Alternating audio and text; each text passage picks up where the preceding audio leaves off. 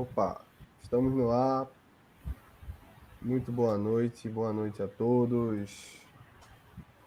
Começando nossa primeira live, eu e o professor José Matheus, certo? Perdoe aí qualquer erro técnico, qualquer questãozinha que dê algum problema. A gente está testando ainda esse modelo, então, enfim, é uma forma de tentar revisar e ajudar as pessoas através desse conteúdo gratuito. E de antemão, não deixem de se inscrever no canal aqui do Iso História Viva, para não perder esse conteúdo, certo? Conteúdo bem legal. E também sigam e entrem no canal do Telegram, que lá você vai ter acesso ao material que a gente está utilizando nessas lives e também a alguns materiais, as conhecidas dicas semanais que a gente vai começar nas quintas-feiras, certo? Então, o grupo do Telegram é interessante para quem quiser um conteúdo extra, além do que a gente está apresentando aqui na live, certo? E é isso. Boa noite, José. Boa noite, meu querido. Boa noite para todo mundo. Satisfação enorme começar nesse novo ciclo, né? Para além da Isoladas e que está caminhando, a gente agora começa esse projeto novo, né? Das revisões até o Enem. Então vamos tentar aí ajudar o máximo possível para chegar no Enem forte, né? E todo mundo ter um ótimo desempenho em história. Bom, começamos ou a gente espera mais? Eu acho que pode começar, enfim, à medida que for aparecendo mais gente, a gente vai, enfim, comentando alguma coisa, vai relembrando. Vamos começando, qualquer coisa a gente retoma. É, a gente pensou, né, para essas revisões algumas temáticas, né, abordar algumas questões. E para hoje a gente vai comentar sobre a Antiguidade Ocidental, certo? Então a gente vai falar um pouquinho sobre Grécia, sobre Roma. Inicialmente o José vai dar um panorama sobre Grécia e depois eu vou comentar uma outra coisa sobre Roma e no final a gente responde com as questões. E aí a gente pode ir caminhando e à medida que for que algo surgir, a gente, enfim, faz uma pausa, conversa um pouco. Vamos embora. Bom, então vou começando aqui, né? Falar sobre um pouquinho sobre essa antiguidade ocidental. Primeiro, vamos tentar contextualizar o que danado seria isso, né? Quando a gente fala em antiguidade ocidental, é porque também existe uma antiguidade oriental, né? E também com a produção cultural, com a camada política, com a cultura que se desenvolve na parte ocidental. Né? Ali a gente tem, por exemplo, as regiões mesopotâmicas, você tem os hebreus, enfim, entre outros vários povos que vão se desenvolver ali, tá? Para esse momento especificamente, a gente vai concentrar as nossas atenções na parte ocidental, que é justamente aquela parte que normalmente é mais cobrada nos vestibulares. Principalmente a cultura greco-romana, as tradições gregas, a influência de Roma para a nossa sociedade, tá? Então, a gente pensou em trazer alguns pontos. É claro que em uma hora a gente não consegue ver tudo e nem perto disso de Grécia e de Roma.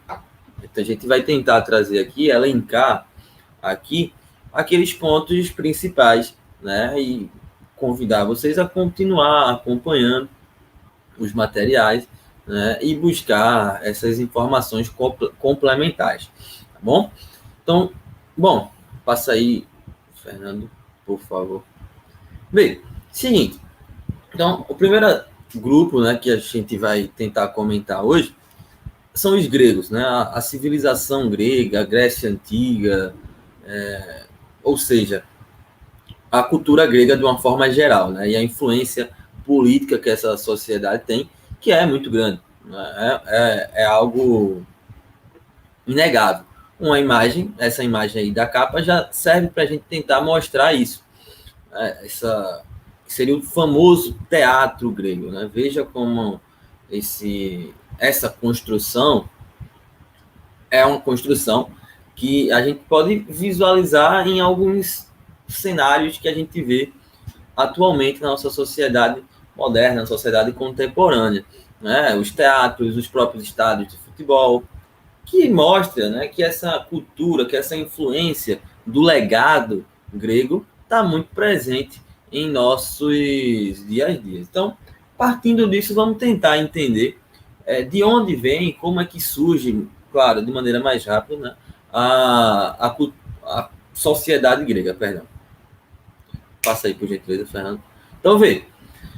Olha, como a gente está vendo, Grécia vai se dividir em 4 partes, né? O território grego. Claro que com diferentes influências para cada área dessa, né? Com diferentes formações, com diferentes processos de imigração, mas de uma forma geral, esse aqui é o território grego. A Grécia peninsular, a gente pode perceber aqui a região de Esparta, né? Logo abaixo, onde você tem uma cidade-estado muito importante, e a gente pode destacar também aqui a Grécia continental. E aí você veja Atenas na ponta ali, né, na parte sul, também outra cidade-estado bastante importante. Vejam que a importância dos 2 mares aqui, né, o mar Jônico e o mar Egeu, 2 territórios que vão serem 2 mares que vão ser muito importantes para o desenvolvimento dessa sociedade, que é algo muito, muito próximo para todas as sociedades da Idade Antiga, né? Que é essa proximidade, essa busca pelo controle desses mares, desses rios, tanto para as rotas comerciais como para os fluxos imigratórios. Então, diante disso, Roma vai começar a se formar com as suas polis gregas e se espalhando por todo esse território, com a sua colonização da civilização cretense, depois dos micenas, e aí vai começar os povos, os aqueus, os jônios, a colonizarem cada vez mais esses povos, né, a invadirem aqueles territórios. Pode passar já, Fernando. A não ser que tu queira comentar alguma coisa, qualquer coisa tu vai pontuando aí. Vê, seguinte, então, a primeira civilização a ter um contato, a ter uma influência para a formação do território grego, né, da cultura grega, são os cretenses, né, a civilização cretense, a civilização dos grandes palácios, né, das estradas que ligavam esses palácios. É uma sociedade rica, né, que esses reis viviam em um estado social bastante elevado. A história tem muita dificuldade no registro dessas informações, até pela longevidade do tema, né? E aí, isso tudo, pessoal, seria o que a gente enquadra no período pré-homérico, né? Ou seja, o período que vem antes de Homero, como vocês estão vendo aí nesse segundo ponto. O Homero é um autor que vai escrever a Ilíada e a Odisseia.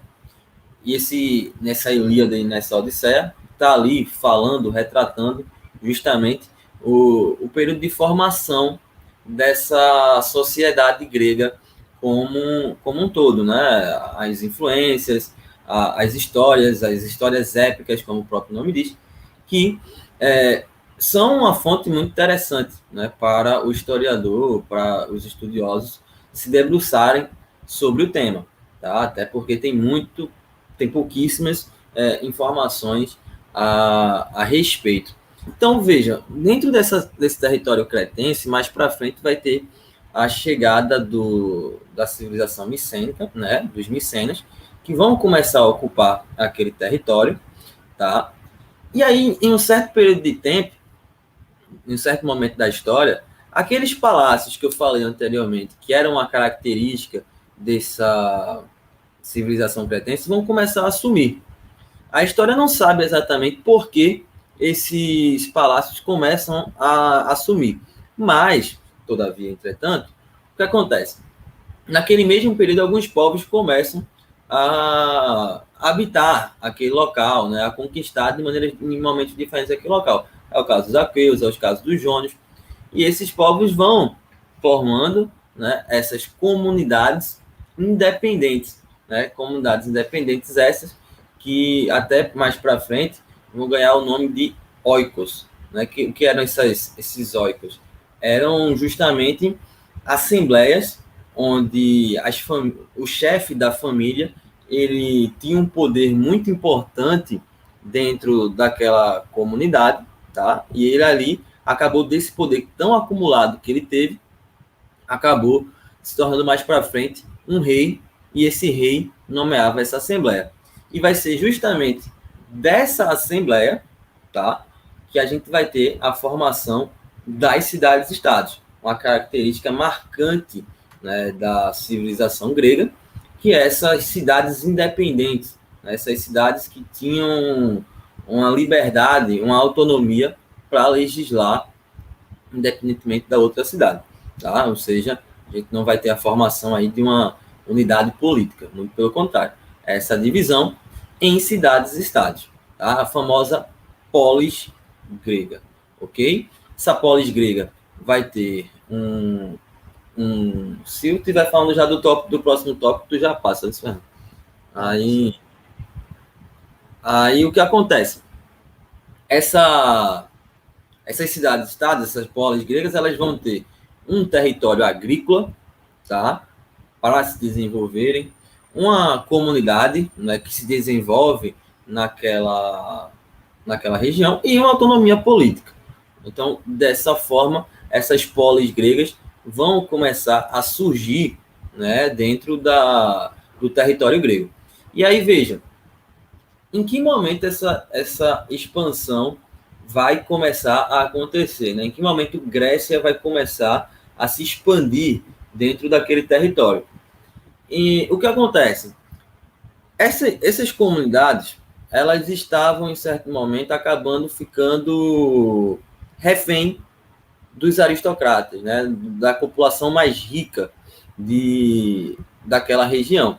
Então, isso vai fazer com que eles passem a ir buscar em outros locais, em outras partes, né, daquele território, um espaço para cultivar, um espaço para se desenvolver. Então, nessas peregrinações, nessas buscas, por necessidade, tá? Por uma questão de ali não estar mais cabendo, né? Não tem espaço para se desenvolver ali, eles vão passar a buscar em outras regiões que sejam por ali, tá? No caso, naquela região do mapa que a gente mostrou, essas cidades-estados vão começar a se desenvolver, tá? E aí, pessoal, obviamente a gente não vai falar de cada cidade-estado, mas a gente destaca duas aqui.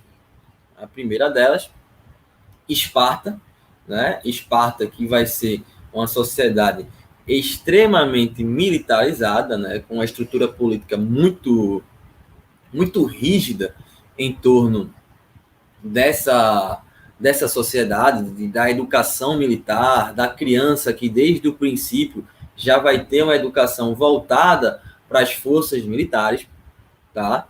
E ali a gente vai ter a formação de uma organização política diferente, né? Lembrando que como essas cidades-estados eram independentes, elas poderiam se organizar de maneiras diferentes umas das outras. No caso de Esparta, a organização se dava em uma diarquia. O que seria isso? Uma parte seriam os conselhos de cidadãos, a gerúsia, que administrava aquele território, tá?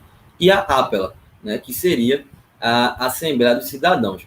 Lembrando, pessoal, que essa parte de Esparta é muito importante que a gente fique atento a possíveis associações com outras sociedades que existem na Idade Antiga e também tem uma figura muito pautada no cenário militar, como, por exemplo, os Sumérios, que é outra sociedade da Idade Antiga. O Enem adora cobrar essa influência cultural de Esparta, essa questão de como Esparta vai se desenvolver militarmente, de como Esparta tem uma educação voltada desde o princípio, desde o nascimento da criança, para esse desenvolvimento militar, e por isso tinha uma ampla vantagem, né? As suas tropas geralmente tinham uma ampla vantagem nas campanhas militares que ali eram feitas, tá? Inclusive em batalhas contra as cidades e estados da própria Grécia, tá? Bom, vamos para Atenas. E aí, a outra cidade-estado, que era a cidade-estado rival, né, de Esparta, inclusive vai entrar em conflito com essa cidade-estado vizinha, né, que era Esparta. Ela era uma cidade que teve um desenvolvimento ali, pessoal, de um comércio muito forte, mas o que a gente acaba chamando a atenção para Atenas é justamente a formação do sistema político, né, que vai ser a democracia grega. A gente costuma chamar de democracia grega, mas a democracia nasce, né, tem esse berço, justamente em Atenas. E aí, vejam, como Atenas era uma cidade-estado muito importante, né, ao lado de Esparta era a cidade-estado mais importante, é normal que tudo que acontecesse em Atenas, de influência cultural, de panorama político, acabasse se espalhando também pelo restante da Grécia, né? Então era normal que essas influências culturais acontecessem em outras cidades-estados, claro, tirando Esparta e as cidades-estados que apoiavam Esparta, tá? Então, Atenas era uma cidade-estado que tinha uma preocupação muito grande com o desenvolvimento do comércio marítimo, tá? Ou seja, o fluxo de navegação ali era muito grande. Isso, inclusive, é importante para a gente entender, porque Atenas, mesmo não sendo uma sociedade militarizada tal como Esparta, acabava levando geralmente vantagem nas batalhas marítimas, por ter já esse comércio marítimo, então tinha uma facilidade maior na navegabilidade, tá? Mas é importante também a gente chamar a atenção, pessoal, das contradições que você tinha nesse sistema político, né, de Atenas. Veja, primeiro é uma sociedade extremamente aristocrática, né? Uma sociedade em que apenas os membros da elite vão ter essa participação, né? Que eram, no caso, os eupátridas, esses membros da aristocracia, tá? Atenienses, né? Que faziam o controle político e tomavam as principais decisões.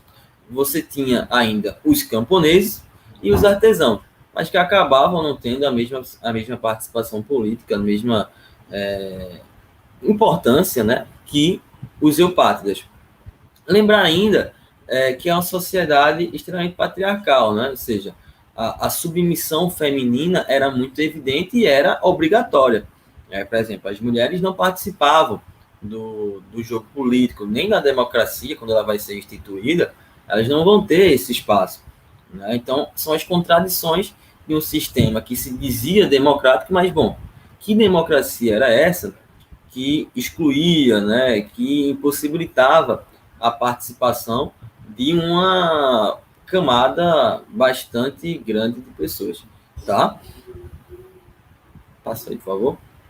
Então, veja, a gente tem alguns pontos, né, para citar dentro ainda desse contexto político.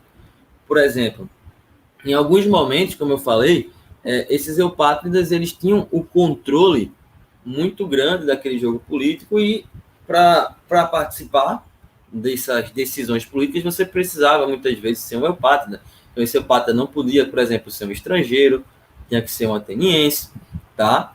Então, em alguns momentos, a partir da luta desses camponeses, de alguns escravos, e alguns membros da parte inferior da sociedade ateniense e grega, de uma forma geral, vão passar a acontecer algumas reformas, tá? Que tentavam tirar daquele espaço ali o controle maciço dos eupátridas, né? Então, por exemplo, o fim da escravidão por dívidas vai ser institucionalizado e Agora, sim, algumas contradições vão continuar, né? Como, por exemplo, para você participar daquele núcleo, para você ser considerado um cidadão, ainda continua o modelo aristocrático. Então, vejam, a gente percebe que Atenas vai ser uma sociedade extremamente contraditória, né, que tem um legado, e sem sombra de dúvidas, uma contribuição muito importante, que é a democracia grega, mas isso não diminui, não tira o fato de ser marcada por diversas contradições. Tá? Bom, e aí a gente acabou que já citou bastante sobre isso aqui, né? Mas só a título oficial, né, vamos dizer assim, a democracia grega, que vai nascer em Atenas, tá? A partir da polis grega, né, de Atenas, a formação daquela estrutura política, com a assembleia, com o conselho, com a magistratura e tudo que envolvia o jogo político daquela cidade, tá? Então, era uma sociedade que tem essa contribuição e é muito importante que a gente fique atento, porque o Enem, vez ou outra, principalmente há uns 2 anos ou 3 anos atrás, já cobrou várias vezes questões exclusivamente sobre a democracia grega.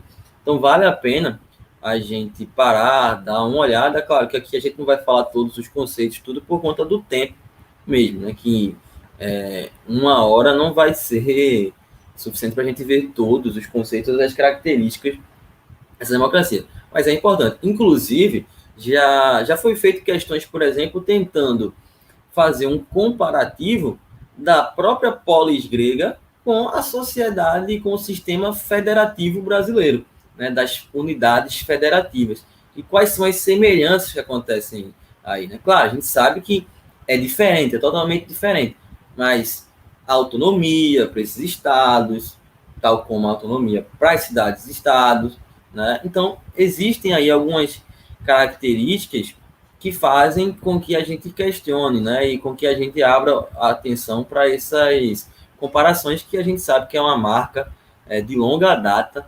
do Enem, tá? Bom, Fernando, se tu quiser falar alguma coisa aí, tu fica Então, à vontade. tranquilo.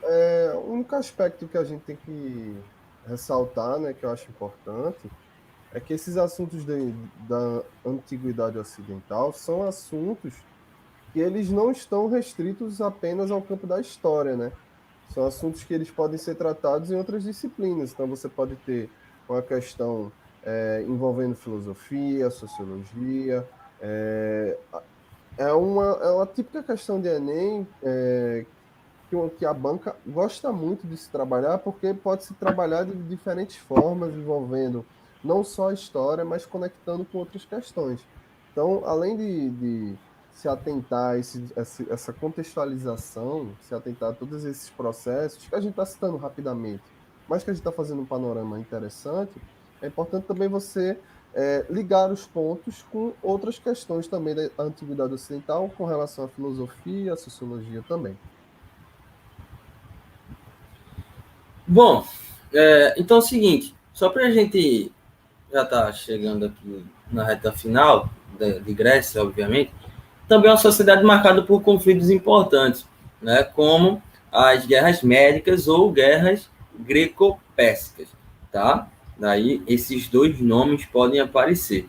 Então veja, inclusive o nome médicas vem dos medos, então não tem nada relacionado com os médicos ou nada do tipo para não confundir, tá? Então veja, são as guerras greco-pérsicas, né, só para situar, são as guerras entre Grécia e os persas, né, que várias vezes, 3 vezes na verdade, tentaram invadir e conquistar aquele local. Vale lembrar que o Império Persa é um império poderosíssimo, um dos maiores da Idade Antiga, né, com o Dario I, com o Xerxes, tinha uma expansão invejável para a época, né? Isso, obviamente, chegou a afetar também, pela proximidade, os gregos. Então, em alguns momentos, eles tentaram, por 2 vezes, invadir aquele local né? E essa guerra é interessante porque marca a união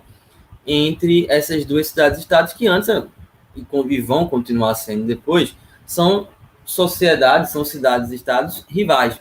Mas veja, nesse momento era muito importante que essas cidades-estados se unissem contra os persas para tentar barrar, para tentar frear aquele avanço, visto que era uma cidade muito importante, né? Perdão, era um império muito importante, era um império muito poderoso, né? Então era difícil uma cidade-estado apenas conseguir conter esse avanço. E foi como começou inicialmente, cada cidade-estado ficando responsável por deter, por conter esses avanços.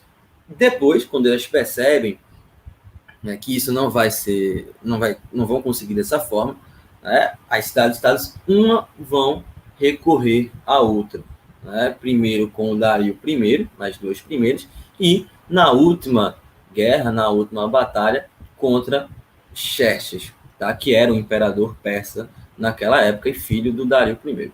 Veja, é interessante perceber que isso marcou já o início, de certa forma, do próximo conflito, que é a Guerra do Peloponeso. Porque dentro dessa guerra, com a união dessas duas cidades-estados, de Esparta e de Atenas, o que vai acontecer? Vai ser formada uma liga, uma coligação para presidir, né, para tentar coibir possíveis novos ataques, visto que já tinham tido 3 tentativas de ataques por parte dos persas e outros povos também aconteciam. Então, a ideia era formar uma liga que unisse essas cidades-estados e caso ocorresse uma nova tentativa de ataque, essa liga se uniria novamente. Só que aí é que vem o grande detalhe. Essa liga era liderada, presidida e chefiada por Atenas, cidade-estado muito importante. Mas isso vai começar a incomodar em alguns momentos outras cidades-estados, principalmente Esparta. Isso aí já vai ser, inclusive, o tema justamente da liga da guerra do Peloponeso. Então veja, como Atenas forma essa liga, né, e era uma potência marítima, presidente da Liga de Delos, Esparta começa a ficar incomodada. Esparta e outras cidades, estados, vão passar a ficar bastante incomodados, né, com essa tentativa de controle do território por parte de Atenas. Né? Isso era um conflito assim de impacto, né? Isso vai impactar toda a Grécia Antiga, que já vinha muito abalada pelo contexto das guerras médicas.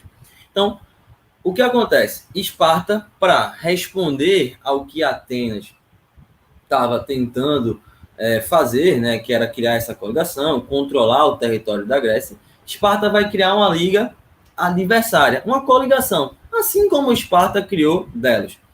Então, Esparta vai criar essa coligação, essa liga do Peloponeso, que tinha um poder militar muitíssimo forte, até porque Esparta estava dentro, né? E vale lembrar que Esparta, como a gente já falou aqui lá atrás, era uma sociedade muito militarizada, era uma sociedade muito preocupada com a questão dos exércitos, das tropas, das movimentações. Então, isso fazia com que ele tivesse um conflito, um controle, né, desse conflito maior na parte terrestre do que Atenas. Então, diante disso, né, desses ataques, dessas disputas políticas e territoriais e de influência entre Esparta e Atenas, a Guerra do Peloponeso vai acabar se iniciando, né, e vai culminar com a vitória da Liga do Peloponeso, vai culminar com a vitória de Esparta, tá? Que marca aí o fim da Guerra do Peloponeso. E assim, é um detalhe importante para a gente ficar atento para o Enem, porque eles já cobraram a Guerra do Peloponeso, não no sentido do que é a guerra, obviamente, nem de as batalhas, nada disso, né? Não é a característica do Enem fazer isso, mas de você tentar entender o impacto que essas guerras, né, as guerras greco-pérsicas, a Guerra do Peloponeso, vão ter para o fim do mundo grego. Vale lembrar que são guerras, e guerras sendo vitoriosas ou derrotadas, acabam destruindo. Né? É uma coisa inquestionável. Guerra vai destruir o território. Então, isso vai acabar abalando muitíssimo o território grego, enfraquecendo essas defesas, enfraquecendo aquele território, enfraquecendo as duas principais cidades-estados, porque estavam envolvidas em uma guerra que dura anos, né, em uma guerra muito dura entre as duas, no caso, Esparta e Atenas, tá?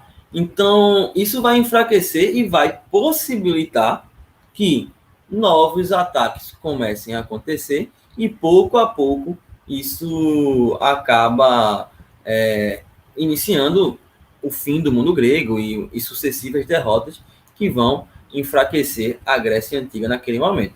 Esses dois conflitos, as guerras greco-pérsicas e as guerras do Peloponeso, são narradas, né, respectivamente, pelo Heródoto e pelo Tucídides, que são dois dos primeiros historiadores, né? O Heródoto, tido aí algumas vezes, né, com o título de pai da história. O Tucídides já faz uma análise mais aprofundada, mais perto do que da história tenta fazer, né, com análise de fontes e tal. O Heródoto ainda era muito na base da narrativa que ele queria dar para aquela história, né? Então, isso vai fazer com que seja um passo importante, né, para a criação dessa área de estudo, que é justamente a história, né? A história como ciência que vai se formar mais para frente, tá? Bom, esse aqui era o mapa justamente das guerras, né, Fernando? Então, a gente tinha justamente aqui os ataques, tá, da região do Peloponeso, né, da Liga de Delos contra a Liga do Peloponeso, e vejam que são essas rotas, essas campanhas vão acabar afetando todo o território grego, né? Todo o mundo grego vai acabar sendo afetado pelas disputas entre Esparta e Atenas. Isso vai fazer com que veja a proximidade, por exemplo, do Império Persa, né, e de outros povos que vão acabar mais para frente, de forma paulatina, acabando entrar, né, invadir aquele território. E observem também como a movimentação deles é muito marcada, né? Como o José já citou anteriormente, Esparta muito ligada à questão terrestre e Atenas muito ligada aos mares, né? São cidades bem marcadas por essas questões e o mapa ele tenta mostrar um pouco como a Atenas ela foi se movimentando, né? E um outro ponto também é como o mapa ele aponta justamente isso que o José comentou. Como o território ele estava, vamos dizer assim, polarizado, né? Entre Atenas e Esparta, né? Você tinha uma divisão muito marcada entre aqueles que apoiavam. São poucos os territórios que se mantêm neutros, né? Nesse momento, nesse conflito. É um conflito muito marcante para o mundo grego, para a história da Grécia Antiga como um todo. Bom, se quiser já pode ir tocando aí, Fernando, que aí tu já faz a liga com Roma. Sim, sim. Então, prosseguindo aqui já para a segunda parte, é importante a gente comentar algumas questões também relacionadas a uma das características que fizeram parte do mundo grego, mas que influenciou também diretamente Roma, né? Que é justamente em relação à religião grega. É claro que a gente tem outros aspectos para se comentar sobre Grécia, mas por conta da escolha do que se abordar e das temáticas, não dá para a gente falar, por exemplo, sobre alguns dos primeiros filósofos, os sofistas, por exemplo, falar sobre o teatro grego, as tragédias, as comédias, comentar também sobre algumas questões relacionadas, por exemplo, até as próprias Olimpíadas, né, que aconteceram esse ano agora, recentemente. Mas aí a gente escolheu, dentre alguns desses aspectos, abordar um pouco sobre a religião grega.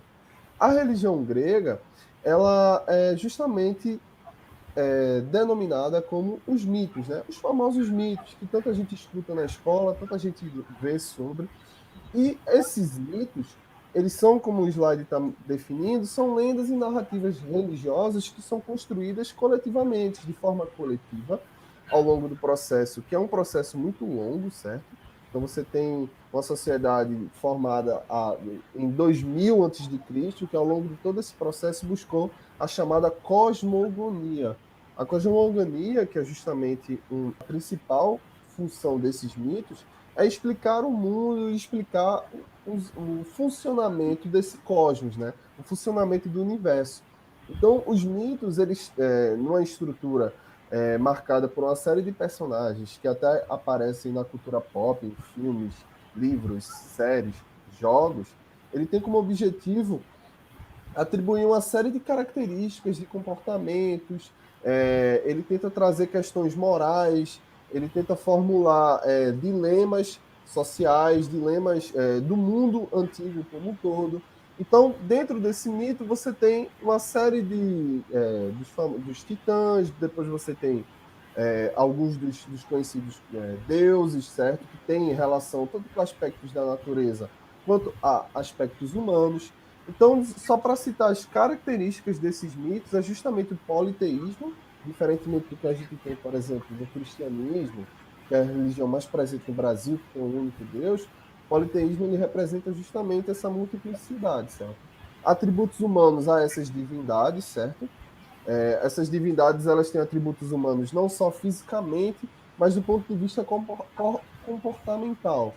Por estarem construindo isso de forma coletiva e ao longo do tempo, essa discussão humana ela está muito presente em relação a isso.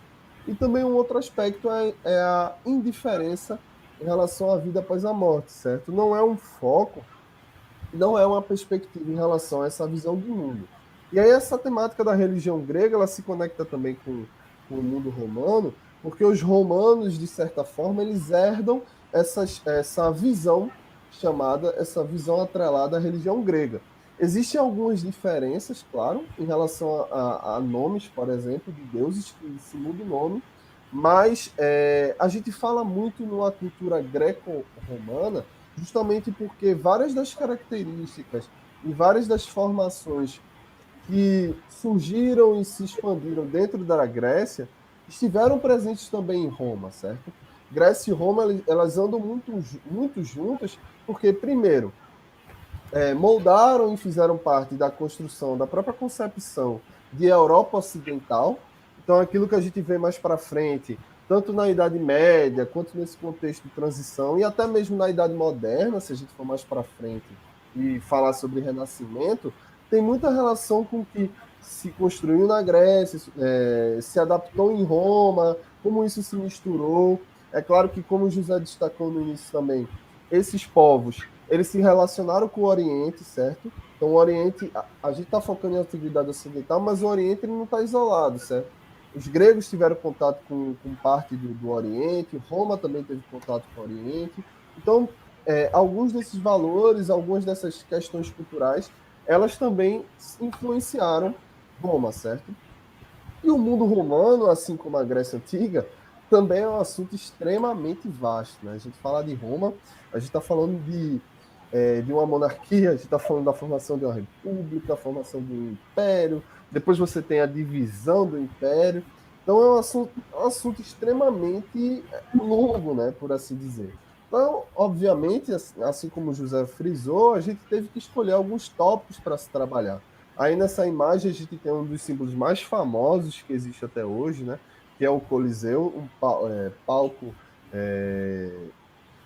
de vários eventos, por assim dizer, esportivos, né?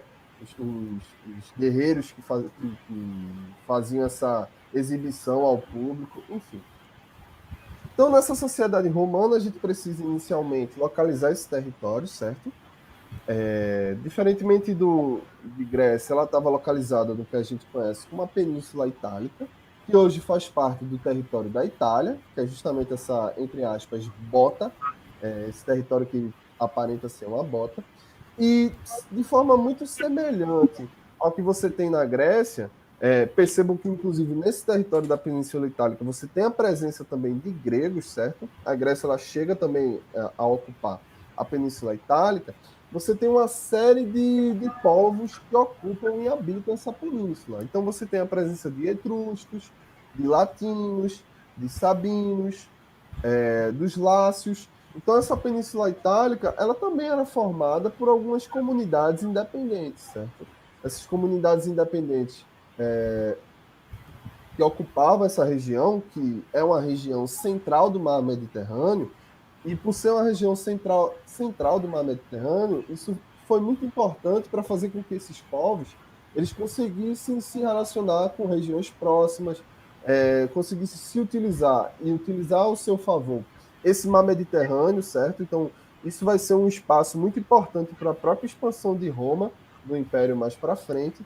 Então, dentro desse território, você tem o que se fala, né, justamente a fundação de Roma a partir dos latinos, certo? Bem ao centro ali, onde está apontado no mapa em negrito, os latinos que fundam justamente a cidade de Roma.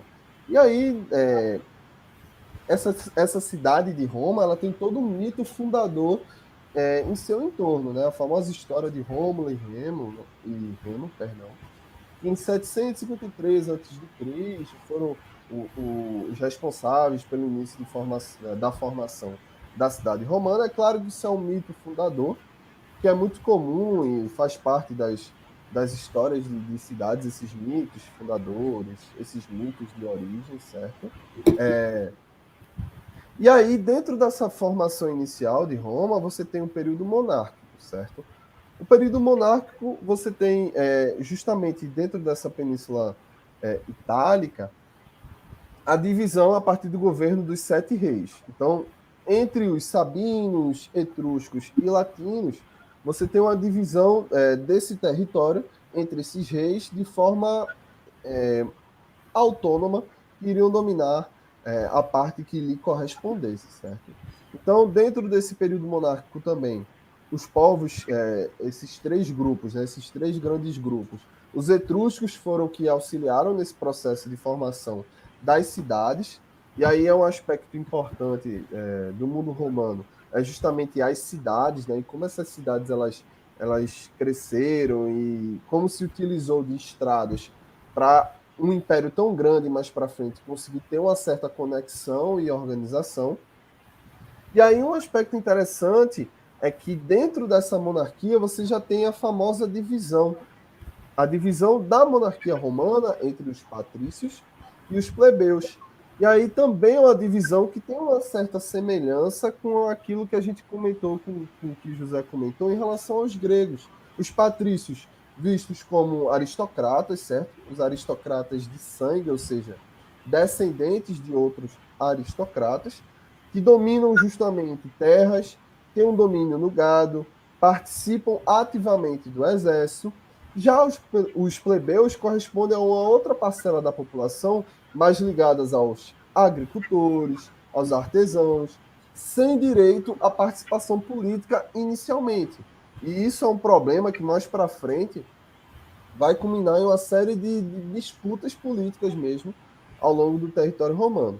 Então você tem essa divisão entre patrícios e plebeus, e você tem a formação também de um senado, certo? Esse senado, é claro que não é de forma igual ao Senado que a gente possui hoje nos dias atuais, mas você tem um Senado como uma espécie de grande reunião de chefes de família, certo?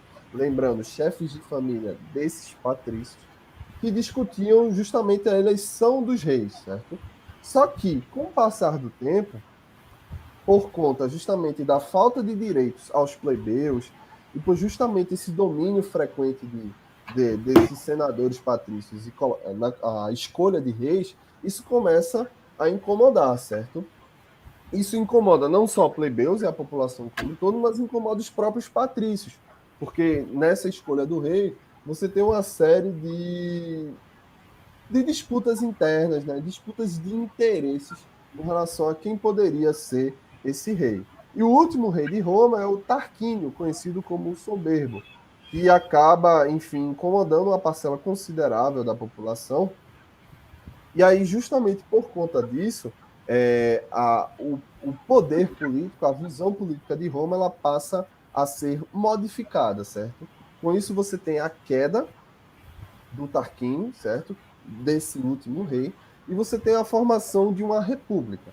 Essa República Romana ela tem uma estrutura de poder composta pelo Senado, ou seja, a continuidade do Senado, a formação de assembleias, a formação de comícios e magistraturas. Ou seja, você começa a ter uma estrutura política formada por funcionários ligados a Roma, ou seja, funcionários ligados a esses grandes republicanos. Então, dentro desse poder, dentro dessas assembleias, você tem também algumas considerações com relação a três tipos de assembleias que eu destaco, né? A Assembleia dos Seturas, que aí você tem decisões relacionadas à votação, a questão dos censos, né? A partir utilizando como definidor os censos. E aí era muito importante, porque definia a declaração de guerra ou paz. E aí, nesse momento da República, é onde você tem justamente as primeiras expansões romanas, certo? Com a consolidação da República, Roma começa a disputar pequenos territórios. Além disso, você tem a Assembleia das Tribos, certo? Ela era voltada justamente para alguns desses magistrados, alguns desses funcionários, e também os concílios da plebe, ou seja, os plebeus, eles começam a ter direitos políticos, né? Alguns direitos políticos, eles começam a ser atendidos. E aí, dentro dessas magistraturas, é justamente aquilo que eu comentei, certo? Uma série de cargos que faziam parte desse universo republicano. Os cônsules, os pretores, censores, questores. É justamente essa especialização, certo? Essa divisão desse funcionalismo público. Dentre esses cargos das magistraturas, você tem os ditadores, que eram com o objetivo justamente que eles apareciam em momentos críticos desse sistema republicano. E é um termo que ganhou uma certa diferença, mas tem ainda relação, por exemplo, com as ditaduras que apareceram ao longo do século XX e no século XXI, certo? É claro que em uma sociedade em que você tinha um funcionalismo público em definição e uma certa diferença de direitos políticos, já que os direitos políticos ainda estavam muito ligados a esses aristocratas que dominavam as questões ligadas ao exército, às grandes terras, isso provoca uma intensa desigualdade. E aí, por conta dessa diferença, tanto política quanto social como um todo, os plebeus eles reivindicam justamente as tribunas da plebe, como eu citei anteriormente, e também tem um fato muito marcante, que é justamente a necessidade de publicação de leis escritas para promover uma igualdade jurídica. Isso acontece porque, ao longo do processo de formação política romana, as questões eram decididas através da oralidade. E aí se questionava e se cobrava muito que existissem leis escritas para poderem ser validadas questões que acabavam passando por cima ou questões que acabavam afetando aqueles que eram os mais prejudicados.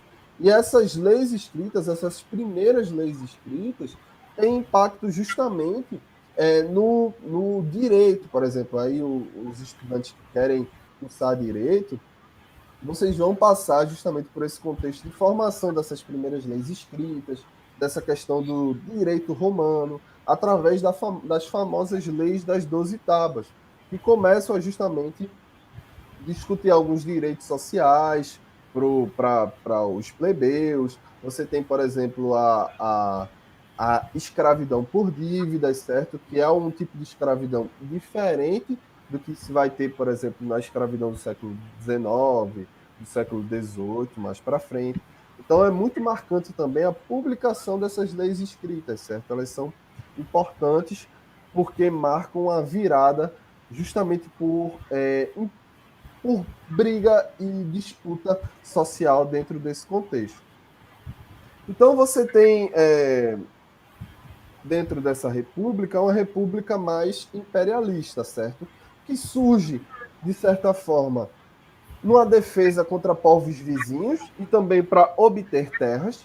E aí, como eu citei anteriormente, o ponto, né, geográfico, a localização no mar Mediterrâneo foi muito propícia para Roma, porque auxiliou nesse processo de expansão. Essas primeiras expansões do território romano, elas acontecem a partir dessa faixa territorial, certo? E isso fez com que esse sistema político romano ele conseguisse se expandir, porque à medida que você tem a formação de novas cidades, o domínio de novas terras, você tem o crescimento do seu exército, você tem a obtenção de novas terras, então você tem o crescimento econômico desses patrícios, certo? E você tem também o próprio crescimento comercial de muitos dos plebeus que estavam ligados a esses aspectos. E aí, dentro desse processo de expansão, você tem propriamente a ascensão dos nobilitas, né? Que é justamente os generais e todos esses grupos mais ligados ao exército que começam a ganhar muita força política e são muito marcantes nas histórias de Roma, né? Além disso, você tem também a própria formação de cavaleiros, né? E esses cavaleiros, essa ordem equestre e esses grupos mais militarizados, eles começam a também disputar espaços por poder político mesmo, por participação e maior participação também nas decisões. E aí, dentro desses conflitos e nesse momento de expansão, uma das disputas muito marcantes são as guerras púnicas, que surgem justamente a partir da rivalidade entre os cartagineses e os romanos. José, se tu quiser comentar alguma questão, fica à vontade em relação a isso, certo? É só tu falar que, enfim, Tranquilo. beleza. Então você tem essa guerra púnica justamente em laranja, observem no mapa. Você tem um domínio cartaginês, certo? Dos cartagineses. E aí as guerras púnicas elas se dão a partir justamente dessa expansão. Então você tem a chegada na Península Ibérica, certo? Onde hoje a gente conhece como Portugal e Espanha. Mais abaixo você tem já o continente africano também. E aí você tem uma primeira etapa, que é a primeira vitória, uma primeira vitória de Roma. E aí a segunda etapa já é justamente uma completa destruição da cidade de Cartago, certo? E aí, a partir disso, você já tem a formação de província, você já tem escravos de guerra que passaram a circular e chegar para parte dessa população romana. E isso justamente promoveu essa ascensão e fez com que também a própria expansão agrícola ela acontecesse de forma muito forte. Só que, ao mesmo tempo que você tinha uma expansão muito forte dentro desses grupos, isso promovia certas instabilidades com relação à República Romana, por algumas questões. A primeira delas é a questão agrária, certo? Era alvo de muita disputa, essas grandes propriedades que acabavam ficando sob domínio militar e sob domínio aristocrata, certo? Então isso era muito disputado. E também o autogoverno de algumas dessas províncias que passaram a ser dominadas. E por conta disso, essas sucessivas crises levaram ao aparecimento de sucessivos ditadores, com o objetivo justamente de tentar ir reformulando algumas dessas assembleias. Por conta dessa instabilidade republicana, é onde justamente apareceu os triunviratos. Os triunviratos é justamente o governo, a divisão já desse território republicano em três governantes, certo? Com o objetivo de tentar dividir esse território e diminuir os problemas de instabilidade que estavam acontecendo. E aí você tem inicialmente o primeiro triunvirato, que é formado por Pompeu, Crasso e o famoso Júlio César, que era um famoso general, né, que tinha muito reconhecimento popular. César, isso já em 59 a.C., ele toma o poder e acaba se tornando um ditador vitalício, só que sofre conspirações e acaba sendo morto. E aí você tem a formação de um novo triunvirato, através de Marco Antônio, Otávio e Lépito. E aí, mais uma vez, você tem disputas envolvendo esses três imperadores. Então, você tem o rompimento de Marco Antônio com Otávio e a união com a famosa princesa Cleópatra do Egito. E Otávio ele acaba se consolidando e derrotando tanto o Egito como os seus opositores, certo? E aí, quando Otávio derrota esses grupos, ele se coloca como o grande imperador, certo? Tem um amplo poder concedido. Então, por ser imperador, ele é responsável agora pelas principais questões e pelas principais decisões, certo? Se antes você tinha uma questão mais restrita aos nobres do Senado, agora o imperador ele apenas consulta esses grupos e é aquele que toma a decisão final, enfim, é aquele que se coloca como um grande governante, certo? Então, os imperadores em Otávio. Isso faz com que essas magistraturas, esses grupos que dominam essas funções públicas, eles passam a depender de relações de amizade, de relações com clientelares, ou seja, relação de troca e benefício com tanto o imperador quanto alguns senadores, quanto alguns grandes cavaleiros, ou seja, elites como um todo, elites provinciais, grandes grupos que realmente dominavam economicamente, politicamente. E aí, esse Império Romano é justamente o auge, né, territorial, que é quando você tem uma expansão muito forte, dominando parte da Europa, dominando também parte do continente africano. E aí você tem uma divisão entre Alto Império e Baixo Império. O Alto Império é um período de integração política, ou seja, é um período do chamado auge desse Império Romano, e aí você tem governantes com apelo popular, certo? E aí há figuras como Calígula, como Nero, como Cômodo, figuras, personagens que aparecem de forma muito forte em filmes, em séries, enfim, são personagens muito marcantes, assim como outros imperadores, certo? E aí esse império ele tem uma expansão muito forte por uma série de territórios, forma muitas províncias que são ligadas a Roma, no famoso ditado, né? Todos os caminhos levam a Roma. Você tem justamente novas cidades, você tem estradas para ligar essas cidades e esses novos territórios a Roma. Só que no momento do Baixo Império é justamente quando você começa a ter despesas militares maiores e cada vez mais frequentes. E aí esse Baixo Império ele é muito marcado pelo colapso desse escravismo, certo? Então, os escravos que eram conseguidos por dívidas e a partir das guerras, eles começam em certas partes do território romano, a ser substituídos pelo regime chamado regime de colonato, ou seja, o regime em que você trabalha, em que você, enfim, toma de emprestado uma faixa territorial e realiza uma troca com relação a quem é o responsável por esse território.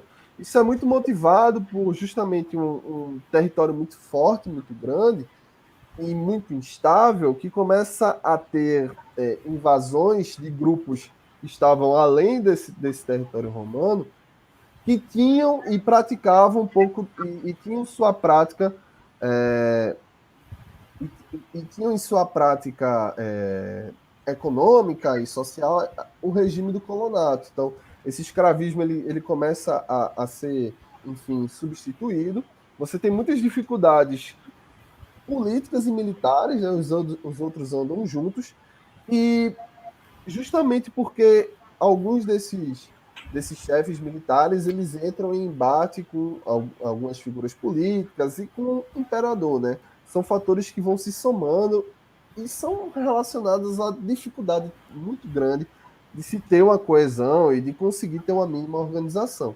Então você tem algumas tentativas, né? Você tem uma tetrarquia através do Diocleciano, você tem mais para frente a busca por reunificar o território, e aí acaba acontecendo algumas migrações dos chamados bárbaros, né, os ostrogodos, visigodos, e em 395 já depois de Cristo, a divisão entre o Ocidente e o Oriente.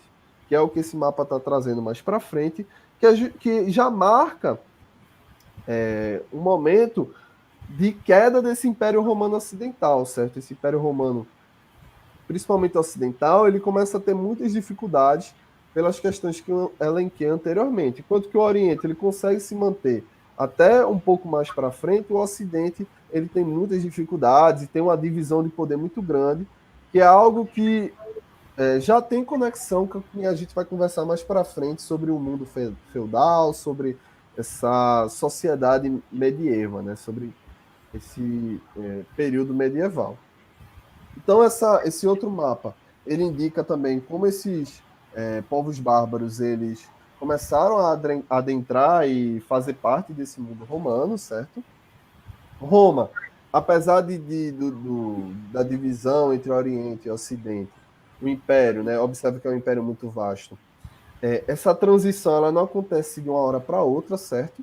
Ao decorrer do tempo e com o passar do tempo, você começa a ter o aparecimento de novos reinos, a formação desses novos reinos, que tem muita conexão com o mundo romano, certo? Tem conexão direta com os valores greco-romanos politicamente, então se aproveita muito do tipo de estrutura política, do tipo de funcionamento desses grupos, certo? Então, Roma não acaba com a divisão entre Ocidente e Oriente, e nem com as invasões finais dos bárbaros, certo? Quando você tem essa queda final ocidental, ela começa já a aparecer numa transição para o mundo medieval, tá ok? Então aqui, para finalizar, gente, a gente trouxe duas questões, certo? Depois de conversar de todos esses tópicos, se tiver alguma dúvida final, podem colocar no chat, mas aí a gente vai responder essas questões e vai encerrar essa transmissão, mas ela vai estar disponível no nosso canal no YouTube, certo? Ela não vai se perder. E aí eu já adianto de antemão que é importante vocês se inscreverem, certo? E é importante também vocês entrarem no canal do Telegram, porque no Telegram, no nosso canalzinho no Telegram, a gente vai trazer mais alguns conteúdos. Esse material trabalhado vai estar lá no Telegram e é um contato mais direto comigo e com o José Matheus, certo? E aí, José, tu vai querer responder essa questão? Pode responder aí, eu respondo a próxima qualquer coisa. Certo. Então, a primeira questão é do Enem 2015, certo? É uma questão que fala justamente sobre o sistema da polis. E aí eu vou ler aqui para vocês rapidinho, certo? O que implica o sistema da polis é uma extraordinária preeminência da palavra, certo? Sobre todos os outros instrumentos do poder. A palavra constitui o debate contraditório, constitui a contradição, quer dizer, a discussão, a argumentação e a polêmica. Torna-se a regra do jogo intelectual, assim como do jogo político. Então, aqui ele está falando um pouco sobre aquilo que José comentou sobre o sistema da polis, como era um espaço aberto para debate e um espaço também de muita discussão entre os considerados cidadãos, certo? E aí ele pergunta: na configuração política da democracia grega, especial a ateniense, a ágora, que é justamente o espaço onde se discutia, onde se tinha assembleia e se discutia politicamente as questões, tinha por função, aí eu vou ler as alternativas, certo? Letra A. Agregar os cidadãos em torno de reis que governavam em prol da cidade. Letra B. Permitir aos homens livres o acesso às decisões do Estado, expostas por seus magistrados. Letra C. Constituir o lugar onde o corpo de cidadãos se reunia para deliberar sobre as questões da comunidade. Letra D. Reunir os exércitos para decidir, em assembleias fechadas, os rumos a serem tomados em caso de guerra. Letra E. Congregar a comunidade para eleger representantes com direito a pronunciar-se em assembleias. Então, passando aqui pelas alternativas, eu adianto para vocês que a resposta é a letra C. Já explicou muito bem com relação à Grécia Antiga, que a polis, né, na ágora, nas assembleias, era um espaço aberto de reunião desses considerados cidadãos para decidir abertamente sobre questões da comunidade. A letra A, ela não é, porque ela traz uma questão monárquica, que não diz respeito à democracia ateniense. A letra B, ela aponta uma questão hierarquizada, sendo que dentro dessa democracia ateniense era uma democracia direta, em que os cidadãos tinham direito à palavra. A letra dela traz uma questão militarizada, que não fazia parte dessa democracia ateniense, certo? Não faz parte desse contexto. E também essa eleição que é trabalhada na letra E, né? Numa espécie de democracia representativa, que que faz parte desse do que a gente tem hoje no Brasil, né? Essa democracia representativa que a gente elege alguém para decidir sobre nós, ela também não fazia parte desse contexto ateniense, certo? O mundo era o mundo grego, e principalmente Atenas, era uma democracia direta, que se colocava opiniões diretas e, enfim, sem intermédio desses cidadãos, certo? Se quiser comentar alguma questão sobre essa Não, questão. é importante essa questão que tu tocou agora da questão da democracia, né? Porque fazer essa diferenciação entre a democracia representativa e a democracia direta, isso vai ajudar tanto para a história, mas para a própria filosofia, questões que discutem muito essa questão da representatividade, né? Então é importante dar uma olhada nesses conceitos, né? Conceito de isonomia, isogoria, depois dar uma olhada lá com calma, né? E esse material, inclusive, vai estar disponível para aqueles que estiverem no grupo do Telegram, né? Vou passar, então. Beleza, então, para a gente acabar, vamos responder essa questão aqui, tá? A questão do Enem também, Enem 2013, beleza? E aí, a questão começa com um texto, que é característico de 99,9% das questões do Enem.